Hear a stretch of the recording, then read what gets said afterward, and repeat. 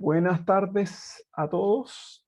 Como es habitual en las conferencias de prensa del Grupo Política Monetaria, comenzamos leyendo el comunicado y Juan después de Pablo, leer... perdona que te interrumpa, ¿podrías grabarlo para Sí, tenerlo también? sí, ya estoy grabando. Estoy Perfecto, grabando, disculpa, ok. ya estoy, sí, está grabándose, sí. Entonces, al final de leer el comunicado vamos a abrir un espacio para preguntas.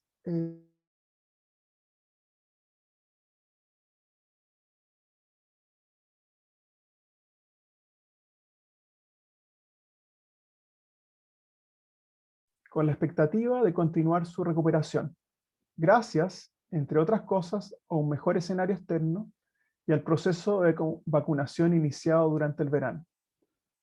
Este proceso de vacunación hace pensar que hacia el tercer trimestre la ansiada inmunidad masiva de la población permitiría volver a tener cierto grado de normalidad en cuanto a movilidad y actividad económica se refiere.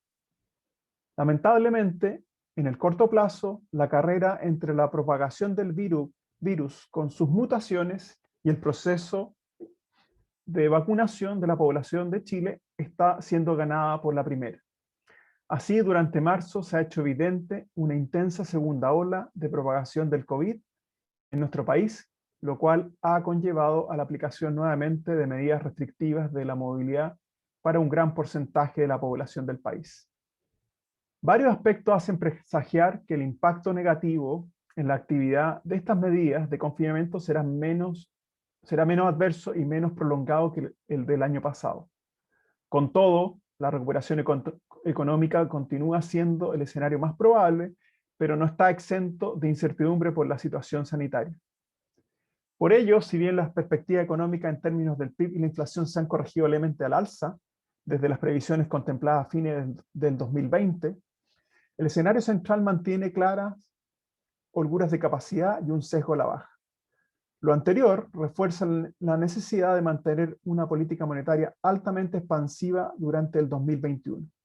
Por lo tanto, el Grupo de Política Monetaria recomienda mantener la tasa de política monetaria en su nivel actual de 0,5% y seguir comunicando su intención de mantenerla allí hasta que la recuperación.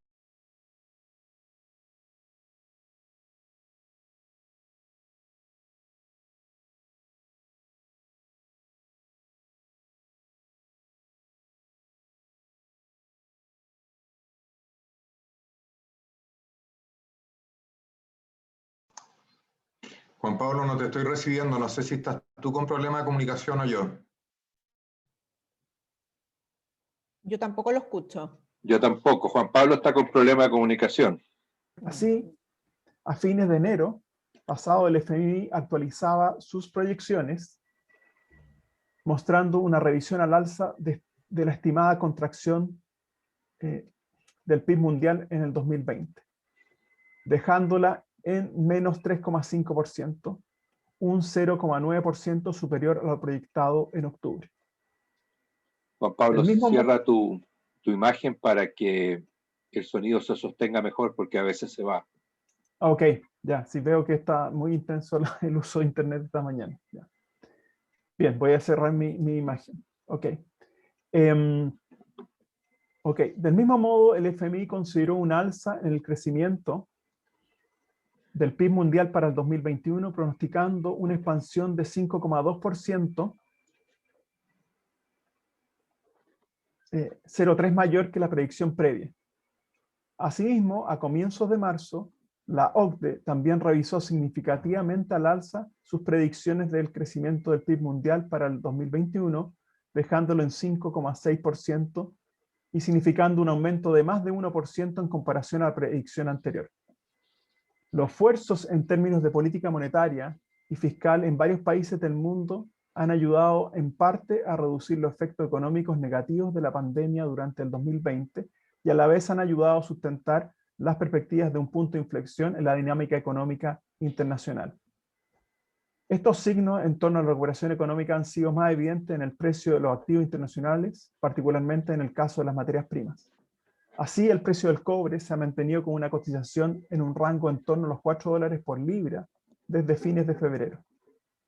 Para algunos, este comportamiento del precio de las materias primas estaría siendo la manifestación de un nuevo superciclo. Para otros,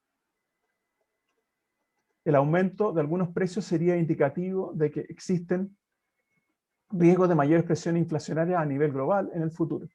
El aumento en las expectativas de inflación y las compensaciones inflacionarias implícitas en Estados Unidos podrían reflejar un mejor panorama para la recuperación de la economía internacional, pero alertan que la estabilidad de la inflación global no estaría garantizada.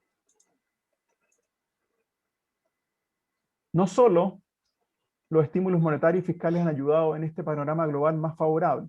Obviamente que la aprobación de vacunas y el proceso de vacunación en varios países han alentado estas perspectivas económicas más favorables. Sin embargo, las nuevas olas de contagio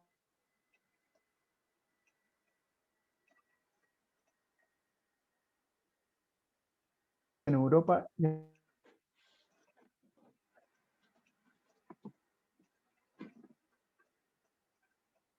de la gestión sanitaria, el despliegue del proceso de vacunación, la eficacia de apoyo económico a empresas y personas y otras características estructurales de cada economía.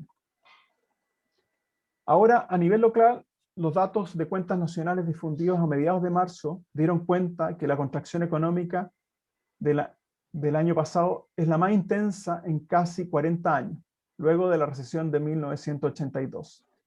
La reducción del PIB del año 2020 llegó a 5,8%, una caída levemente inferior a lo difundido previamente con la información de los IMASEC del 2020, que apuntaban a una contracción de 6% del PIB. Esta revisión al alza del PIB del 2020 fue un poco más marcada en la segunda parte del año pasado. El dinamismo del segundo semestre del 2020 muestra que la recuperación de la actividad económica fue intensa en el agregado conforme las restricciones sanitarias fueron relajándose. Sin embargo, la paulatina recuperación a nivel agregado en el segundo semestre fue desigual entre sectores. En este sentido, llama la atención el significativo repunte del comercio en la segunda parte del 2020, lo que puede relacionarse al fuerte aumento del consumo durable que generaron los retiros de fondos de pensiones, de fondos de AFP. La industria manufacturera también logró recuperar su nivel de producción previo a la pandemia hacia fines del 2020. Por su parte, el sector construcción ha mostrado una recuperación más lenta y menos vigorosa.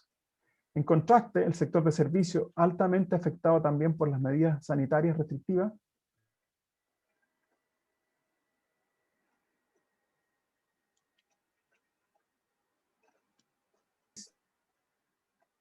económico,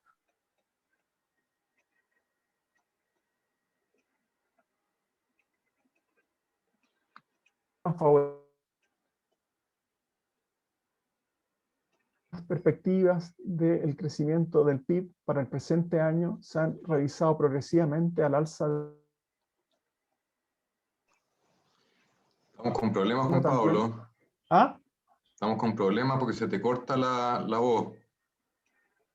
Vamos, voy a ver si es que, voy a hacer una pausa y voy a ver si es que me puedo conectar de otra forma.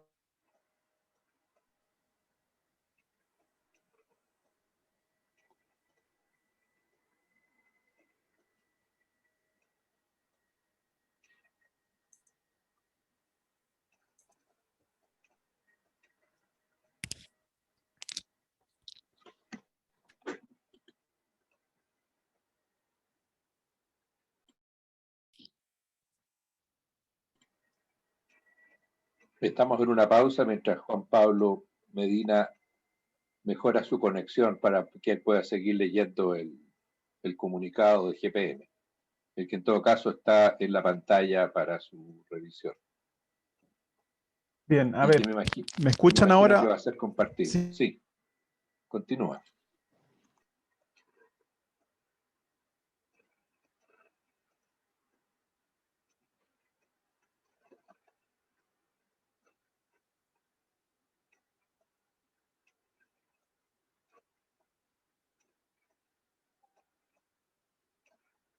Mira, está Guillermo Lefort, el bueno, sí, no el...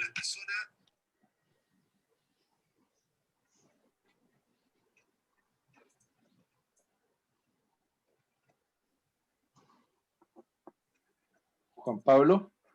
Sí, estoy tratando de probar ahora con probé con el otro Wi-Fi y ahora, ahora estoy probando con el teléfono. No sé si me escuchan ahora. Ahora se te escucha. Ahora se Ya, te ok, escucha bien.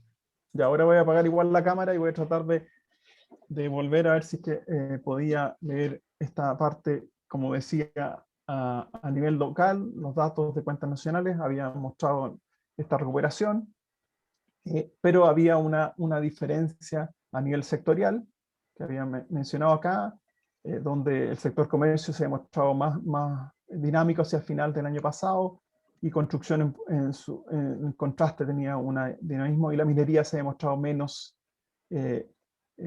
afectado por la pandemia. Después, en este último párrafo de la segunda página, había comenzado a decir: consistente con un escenario externo más favorable para Chile y la recuperación económica del segundo semestre, las perspectivas del crecimiento del PIB para el presente año se han revisado progresivamente al alza desde noviembre pasado. El proceso de vacunación en el país, iniciado en el verano, también alentó recientemente estas mejores perspectivas. Así, la encuesta de expectativas económicas del Banco Central divulgadas en marzo prevén una expansión del PIB de 5,3% en el 2021. Pero hay incertidumbre, con analistas que esperan un crecimiento incluso mayor al 6%, mientras otros pronostican menos de 5% de expansión. Los más optimistas se inclinan por un escenario en que el país habría recuperado durante el 2020 todo lo perdido en el 2022. Todo el producto perdido en el 2022.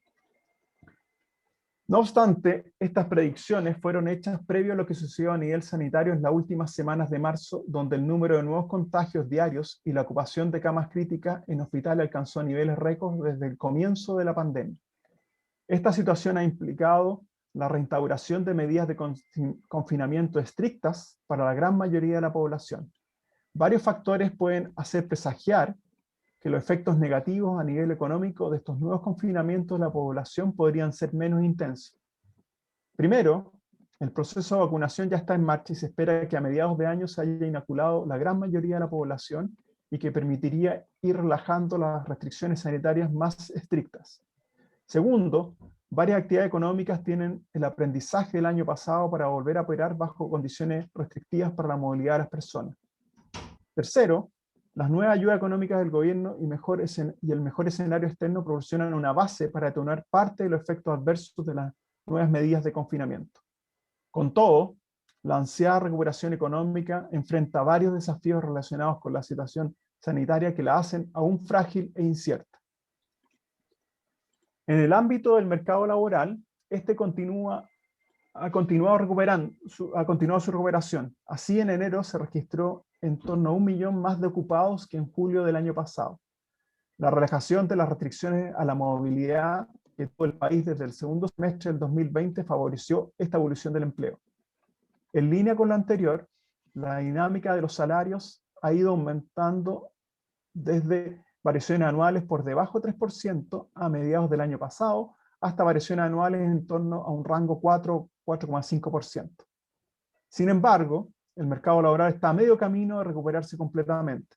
Todavía queda por recobrar cerca de otro millón de puestos de trabajo adicionales para alcanzar los niveles de ocupados previos a la pandemia. Además, las recientes cuarentenas impuestas a la gran mayoría de la población impactarán negativamente esta dinámica de creación de empleos.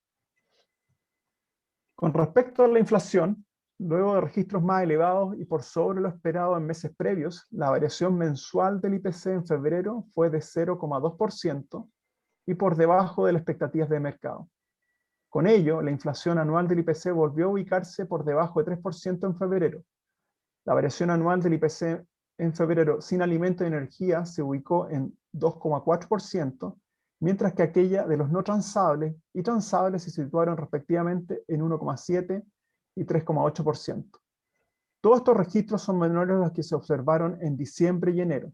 Así, esta evolución ayuda a sustentar el diagnóstico que los mayores registros inflacionarios en meses previos tuvieron un carácter puntual, vinculado, entre otros factores, a un quiebre de stocks y problemas de suministro de ciertos productos y el impulso de demanda que se originó en los retiros del 10% de los fondos de pensiones.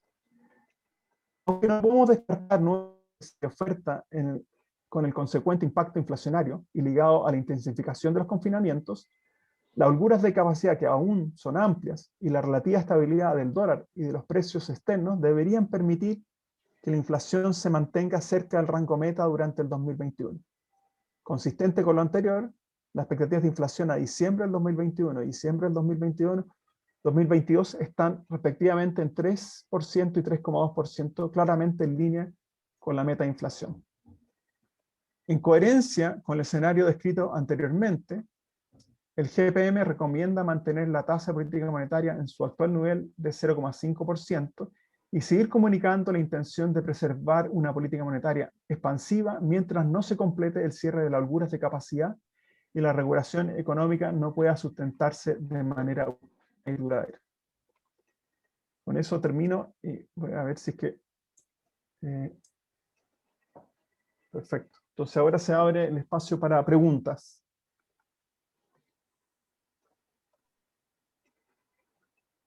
Hola, ¿me escuchan? ¿Aló? Perfectamente. Ya. Sí. Bueno, lo primero que quería preguntar es si ustedes ven que esta ampliación del fondo COVID pueda tener efectos inflacionarios y con ello adelantar un poco la revisión de la TPM, que en la última encuesta de expectativa arrojaba un aumento dentro de 17 meses a un 1%.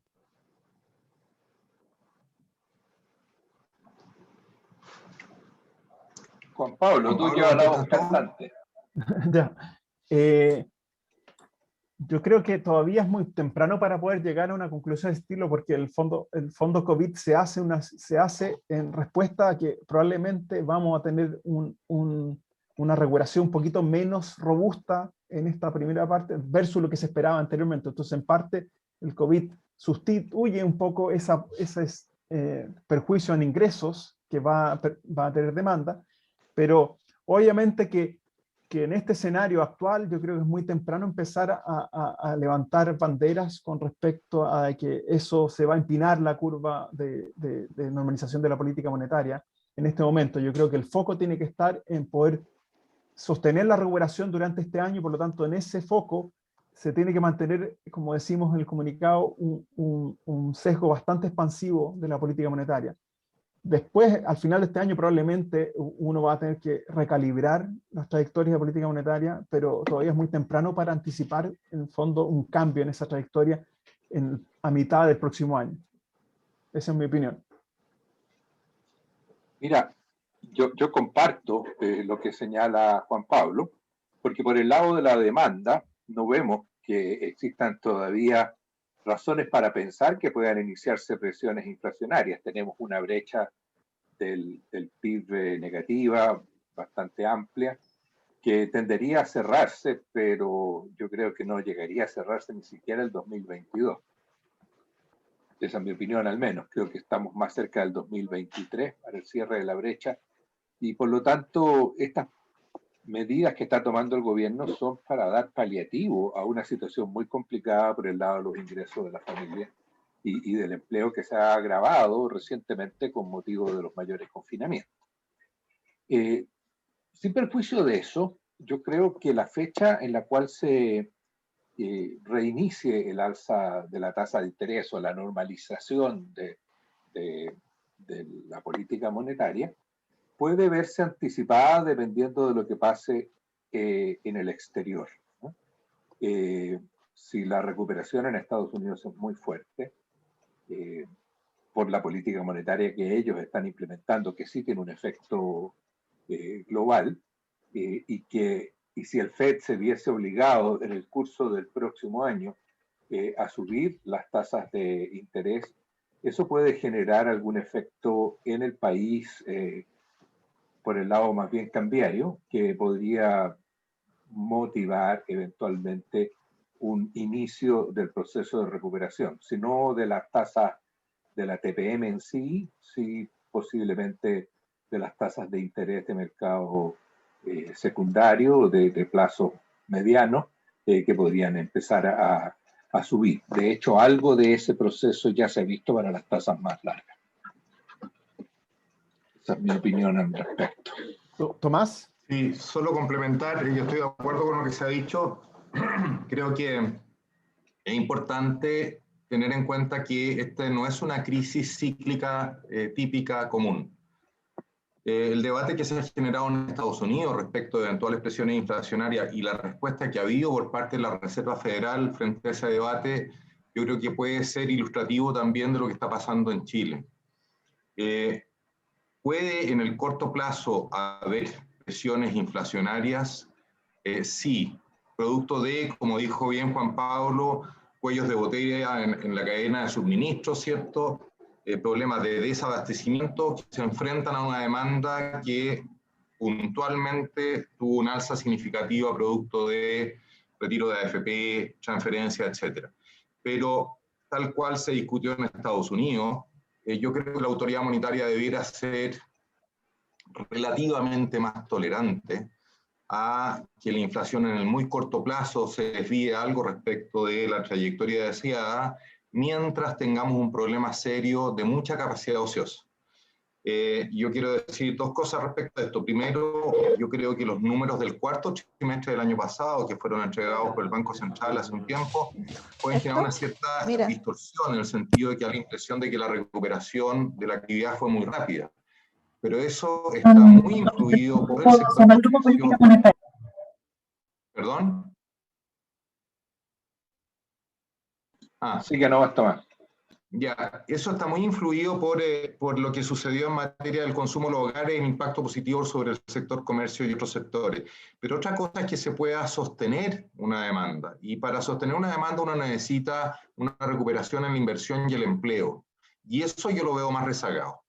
Entonces, ojo con eso. O sea, Juan Pablo decía, falta 1 millón de empleos por recuperar. La tasa de desempleo uno no la ve todavía en niveles tan alarmantes como podría ser si es que tuviéramos una fuerza de trabajo normalizada.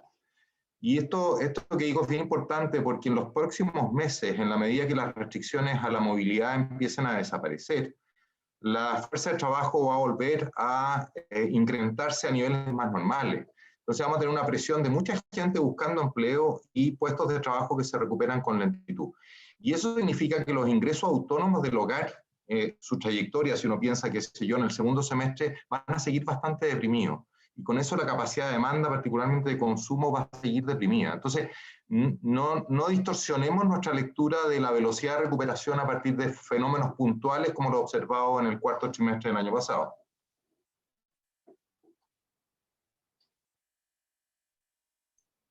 Bien, ¿más preguntas? Hola, ¿me escuchan bien? ¿Sí? ¿Se Tomás escucha? Molina de Mola aquí. No, a propósito de esta trayectoria de recuperación, hoy día el Mercurio trajo, o sea, según una estimación de la CPC, que en 2021 se proyecta un crecimiento del 7%. ¿Ustedes cómo ven esa estimación? ¿Está dentro de su rango o la consideran un poquito optimista quizás? Gracias. No sé, desconozco el origen de esa proyección, como mencionamos en el comunicado. Hay muchas proyecciones que tienen un rango amplio de incertidumbre.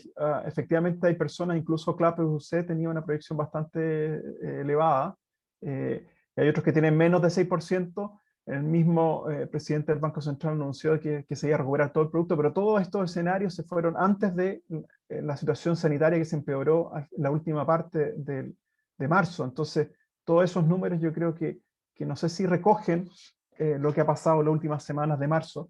Por lo tanto, yo miraría con cautela eso por ahora.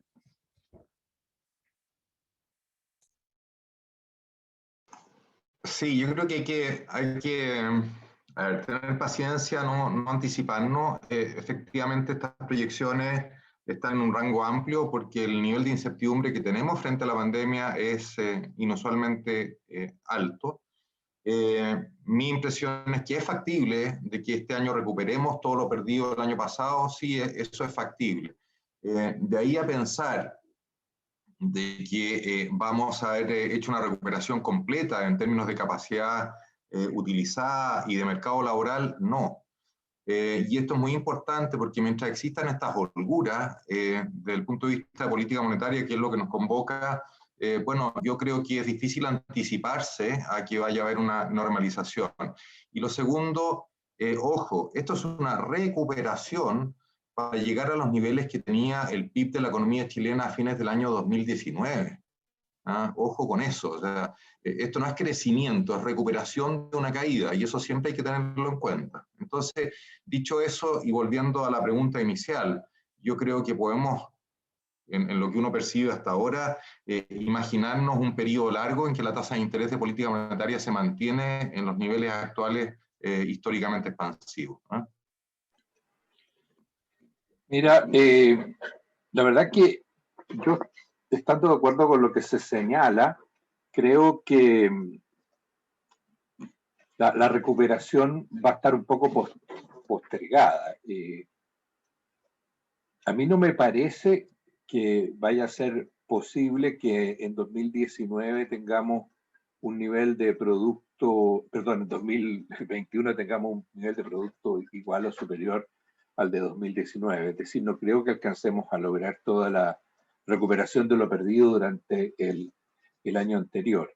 Y esto es porque por los contagios, por las medidas de confinamiento, etcétera, la recuperación se va a tardar. Ciertamente en el primer trimestre hubo muy poca, y en el segundo trimestre nos comparamos con un segundo trimestre muy bajo del año anterior, de tal manera que vamos a tener crecimiento, pero nunca para compensar toda la caída que se dio en el segundo trimestre del año anterior. En el tercero y cuarto vamos a tener algo más favorable, de tal manera que no haya para la suma. Creo que no vamos a alcanzar a igualar el nivel de producto de 2019 en 2021.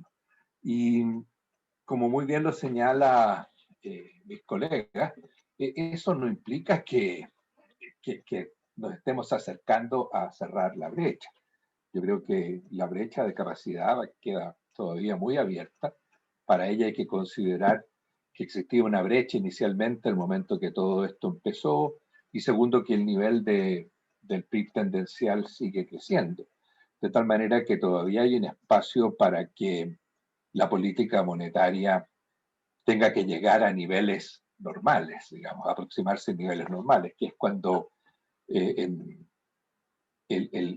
la brecha tienda a cerrarse o empezar a ampliarse en el sentido positivo, generando presiones inflacionarias.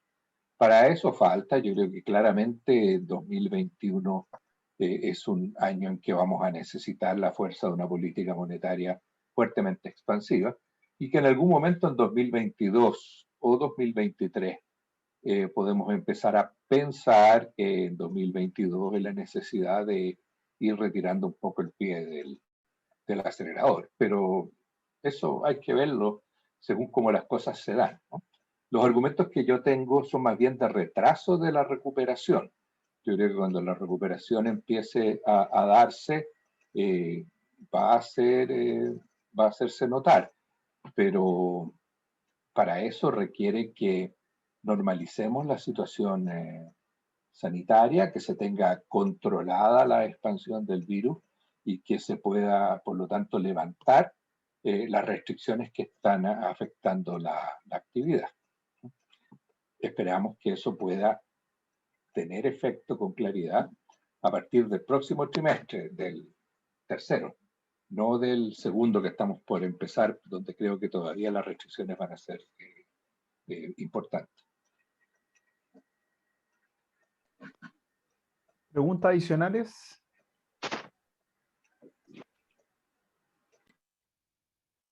A mí me gustaría hacer otra, si no hay problema.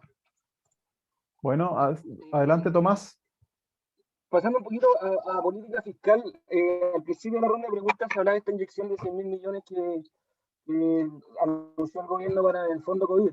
Y hoy día la oposición condicionó un poquito el apoyo para postergar las elecciones a cambio de que el gobierno entregue mayores y mejores ayudas económicas a las personas. Entonces, preguntarle a usted, ¿ven espacio fiscal para seguir aumentando las ayudas?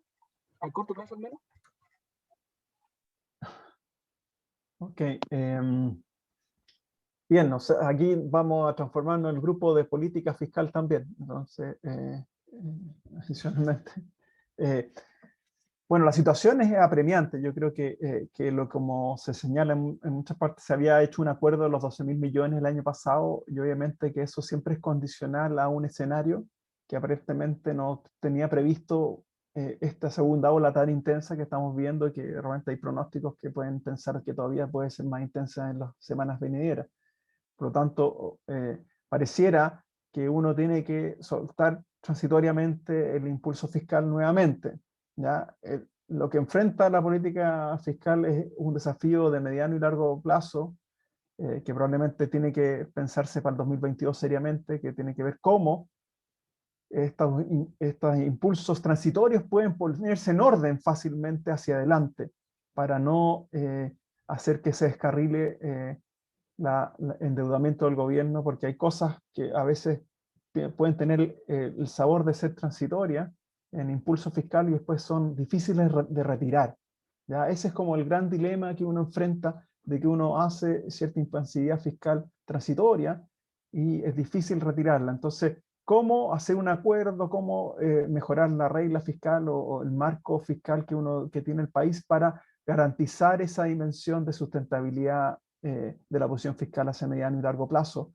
Es algo que está rondando hace un tiempo, y se está haciendo cada vez más evidente, para tener que... entonces, probablemente, no sé si va a haber que hacer alguna priorización de gasto fiscal hacia el 2022, 2023, va a depender también de la situación política que hay en esos momentos, pero también probablemente por el lado de los ingresos fiscales, a lo mejor va a haber que hacer un esfuerzo de la parte de excepciones, y con ello quizás tener una discusión de reformas tributarias quizás tranquilas, con tiempo, pero en el fondo probablemente hay espacio. Entonces mi mensaje es que hay espacio para hacer una expansividad transitoria, pero que no hay que olvidar de que tiene que ser transitorio. ¿Ya? Ese es como lo que es difícil ahora, pero probablemente dada la situación actual, uno tiene que tener ese espacio.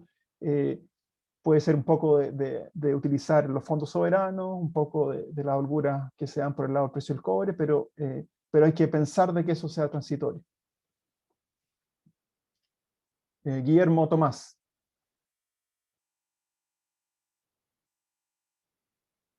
Bueno, dado que Tomás no ha contestado, yo quisiera, bueno, por una parte señalar mi acuerdo con lo que plantea Juan. Es cierto que todo este fuerte impulso fiscal tiene que ser transitorio y tiene que poder ser retirado, y retirado apenas pueda hacerse, porque la pandemia, los efectos de la pandemia empiezan a ceder. Ahora, yo creo también de que tenemos que fijarnos en qué tipo de impulso o de orientación de la política fiscal es necesario dar. Últimamente el gobierno amplió el impulso fiscal orientado a mejorar los ingresos de la familia durante esta situación complicada. Ahora, eso no puede ser ciertamente permanente. Lo que requerimos luego es de que pueda haber una mejora de los ingresos generados por el trabajo, por la actividad económica. Y en ese sentido, la política fiscal en algún momento tiene que reorientarse hacia la estimulación del empleo y la contratación de mano de obra, sobre todo en este ambiente de fuerte incertidumbre que se ha generado, que está afectando a la inversión y por supuesto al empleo. ¿Cuándo es el momento de hacer ese switching? Esperemos que ese momento esté cercano, porque ese switching tiene que empezar a hacerse en la medida en que las restricciones para la movilidad son levantadas. Y entonces, cuando toda esta gente que está disponible para ingresar al mercado del trabajo lo empiece a hacer, porque puede ir a buscar trabajo, queremos que se creen las oportunidades y que se creen los empleos y se tomen las decisiones de contratar. Y en ese sentido, en ese momento, la política fiscal debería estar más orientada a impulsar la creación de empleo, a sustentar, digamos, o compensar las caídas de ingresos. Y como los recursos son limitados, tenemos que entender de que no podemos gastar todo lo que esté disponible en un solo objetivo, ¿ah? En compensar la caída de ingresos. No podemos gastar todo lo que esté disponible en eso, por importante que sea, porque a la larga lo que nos va a solucionar el problema es la recuperación del empleo. No sé si Sí, Tomás quisiera agregar algo. Estoy totalmente de acuerdo con lo que acaba de decir Guillermo y con lo que antes había dicho Juan Pablo. Es bien importante lo que acaba de decir Guillermo, en el sentido de que, a ver, en momentos en que hay mucha restricción a la movilidad y que las familias no pueden efectivamente intentar siquiera generar ingresos propios, el foco tiene que estar en la transferencia. Pero esperamos que por el proceso de vacunación de aquí a relativamente poco tiempo más, esas restricciones empiecen a ser levantadas y ahí efectivamente hay que cambiar el foco del apoyo, ¿eh? Y el apoyo tiene que ir en el fomento al empleo, el fomento a la inversión, ojalá inversión que sea intensivo en el uso de mano de obra, porque necesitamos normalizar el funcionamiento de la economía, ¿eh? Lo otro, esta condición que se estaría poniendo en la Cámara, en el Parlamento, de aceptar el aplazamiento de la elección, solo si se entregan más recursos, a mí, la verdad, y lo quiero decir con todas sus letras, me parece que no corresponde. Hay una especie de populismo muy gatillado por los intereses electorales en el Parlamento que a mí me preocupa sobremanera. Yo creo que uno puede discutir sobre el foco, es muy importante discutir de cómo salimos de este estímulo fiscal y cómo llegamos a una consolidación fiscal en los próximos años para no perder esa fortaleza macro, pero no podemos dejar de lado el hecho de que el esfuerzo fiscal que ha hecho Chile es enorme. Es un esfuerzo que está muy por sobre lo que han hecho economías de ingreso comparables, economías emergentes. Entonces, de verdad, pongamos paño frío a esta tentación de seguir con más transferencias de recursos a la familia. Tiene sentido mientras las familias no pueden salir. Una vez que puedan salir, hay que ver, ¿cierto?, la forma de fomentar el empleo. Y va a ser interesante si es que el Banco Central hace nuevamente una estimación de cómo está el ingreso de las familias en el próximo IPON que vamos a conocer, después de todos los procesos de transferencia y de desahorro o retiro de los fondos de la AFP que hemos tenido en el último tiempo. Porque esa foto nos puede permitir un mejor diagnóstico. Entre otras cosas, ojo, hay que tener mucho cuidado, y esto yo lo sé por sectores que están siendo afectados en la agricultura, lo que son las cosechas, en el sector de la construcción, con el desincentivo a trabajar que programas de transferencias condicionados al desempleo generan. Esto es muy delicado. Y de ahí que muchos piensan de que las transferencias tienen que ser ut viet orbi, que no tienen que estar condicionadas a nada. De lo contrario, mucha gente prefiere quedarse en la casa para recibir el subsidio del Estado y no saberle ofrecerse al mercado laboral, y ahí estamos prolongando un tema muy complejo. Hola, una última. Tengo una, Perdón. tengo una pregunta, perdón. Acá, había una pregunta así de Natalia Muñoz acá por el chat de CNN. Dice lo siguiente, después tomamos la otra pregunta. Mi pregunta, dice Natalia, es respecto a la caída y subida del precio del cobre de la semana pasada. ¿Qué opinan sobre la dependencia del precio del metal para los ingresos fiscales respecto a la entrega de beneficios estatales por la pandemia? ¿Existe esta dependencia? ¿Qué opinan sobre ella? Quizás no. Si entendí bien la pregunta, en mi opinión personal, una cosa distinta es tener esta ayuda adicional de 6.000 millones de dólares, y otra cosa es que dentro de eso tiene que venir como una fuente de financiamiento. Entonces decía la propuesta del gobierno, decía eso, pero no es como que, yo no lo interpretaría como que uno esté condicionando la entrega de los beneficios a que el precio del cobre esté alto, porque eso si lo estamos interpretando así, estamos en un problema más severo, ¿ya? No es esa la interpretación. Yo creo que tiene que decir la fuente de financiamiento, y obviamente hay proyecciones del precio del cobre.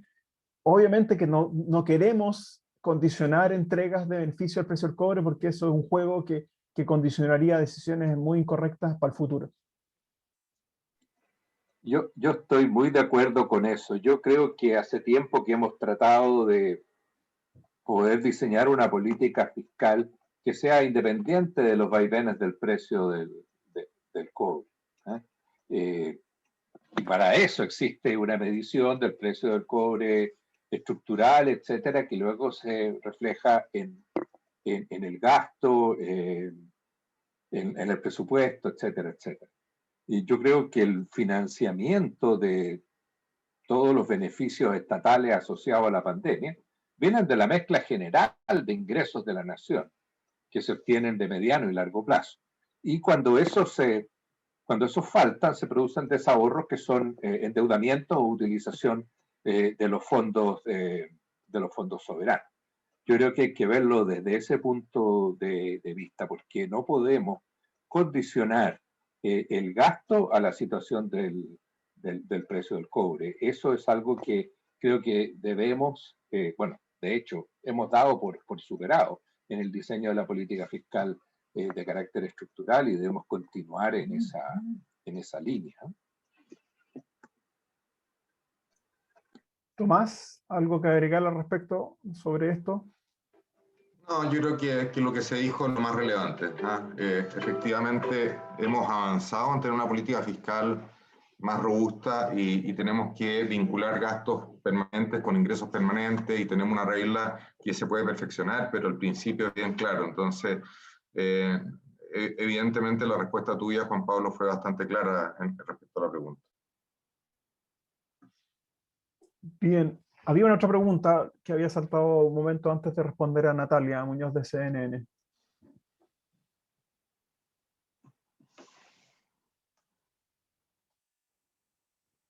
¿No?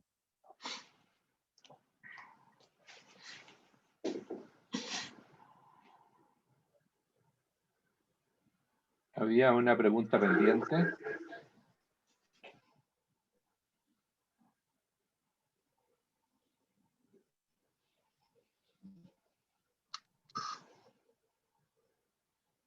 Bueno, si no funciona el chat, perdón, el audio, pueden hacer la pregunta por el chat, como lo hizo Natalia.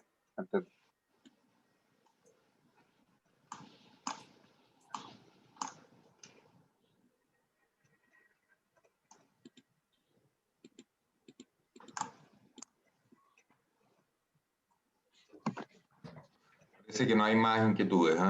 Bueno. ¿Puedo hacer la última pregunta? Bueno, Dina Castañeda, ¿sí? Si ven riesgo externo de una guerra comercial que se acentúe luego de los problemas que estamos viendo entre China, la Unión Europea y Estados Unidos. A ver, yo diría que más que se acentúe, hubo personas que se hicieron expectativas que con el cambio político en Estados Unidos, el conflicto en estas materias, particularmente entre Estados Unidos y China, iba a disminuir. Yo siempre fui de la idea de que esta tensión comercial con China se iba a mantener, porque es un tema que cruza transversalmente todo el espectro político dentro de Estados Unidos. Lo que observamos son cambios en la forma. Y probablemente estas disputas comerciales se institucionalizan y se utilizan los canales, ¿cierto?, oficiales en las negociaciones, más que lo que hacía la administración de Trump, que era, ¿cierto?, improvisar y generar mucho ruido. Entonces, yo creo que la buena noticia es que vamos a tener menos sorpresas de cambios de actitudes o de amenazas en el día a día, que era el estilo que tenía la administración Trump, pero que la disputa en materia comercial, derechos de propiedad intelectual, etcétera, y un interés de Estados Unidos de ir disminuyendo su dependencia en el suministro por parte de China, eso se mantiene en el tiempo y por lo tanto hagámonos la expectativa de que hacia adelante esto se sostiene. Ahora que se agudice respecto a lo que teníamos hasta la administración Trump, no creo. Lo que pasa es que ha habido temas puntuales en los últimos días que han generado mucha atención, pero yo no creo que esto se agudice, más bien se canalice institucionalmente y eso es bueno.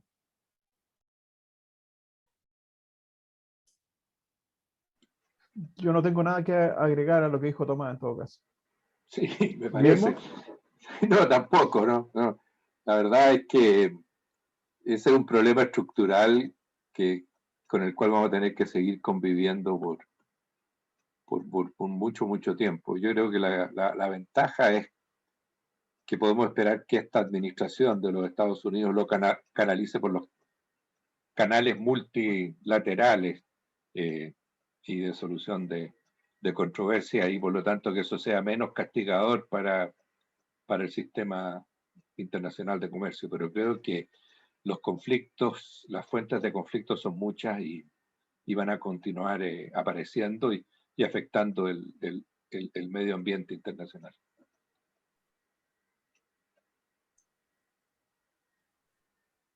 Bien, supongo que esa habría sido la última consulta.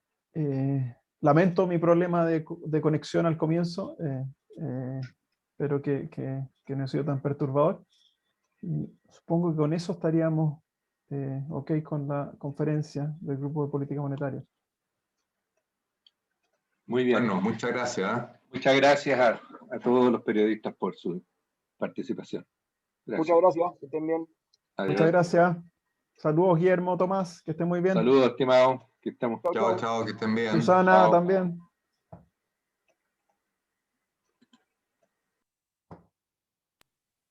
Oye, les voy a hacer un fondo de GPM, ¿eh? Sería bueno para homogenizar. ¿Cierto? Este dice facultad, pero les voy a hacer voy a pedir uno que diga GPM nada más. Ya, ok. Ya, perfecto. Ya, que estén bien, cuídense. Tú también, Susana. Chao. Chao,